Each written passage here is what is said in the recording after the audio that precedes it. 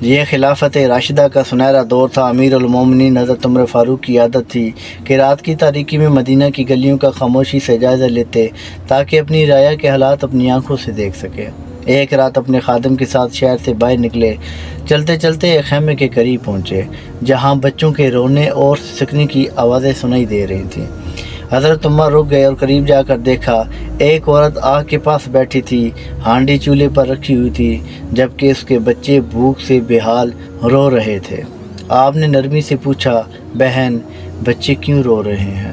عورت نے درد بھرے لہجے میں جواب دیا، 3 دن سے ہمارے گھر میں کھانے کو کچھ نہیں، ہانڈی میں صرف پانی اور چند پتھر ڈال رکھے ہیں تاکہ بچوں کو لگے کہ کھانا پک رہا ہے، شاید انتظار کرتے کرتے سو جائیں۔ یہ سن کر حضرت عمر کا دل کانپ اٹھا۔ آپ نے پوچھا، کیا تم نے اپنے حال کی خبر امیر المومنین عمر تک پہنچائی؟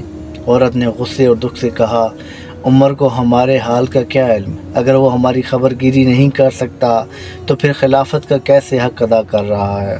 یہ جملے حضرت عمر کے دل پر تیر بن کر لگے۔ آپ فوراً بیت المال گئے، آٹا، گھی، گوشت، دیگر ضروریات کا سامان لیا، بوری میں ڈالا، خود اپنے کندھے پر اٹھا لیا۔ خادم نے عرض کیا، امیر المومنین یہ بوجھ مجھے دے دیجیے۔ حضرت عمر نے فرمایا، کیا قیامت کے دن بھی میرا بوجھ اٹھاؤ گے؟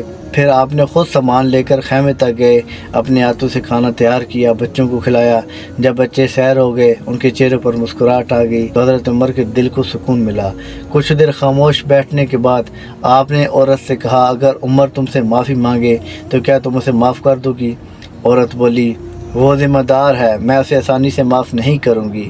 حضرت عمر نے نہ اپنی شناخت ظاہر کی، نہ کوئی صفائی دی، بس عاجزی سے کہا، اتنا احسان کر دو کہ میرے کہنے پر عمر کو معاف کر دو۔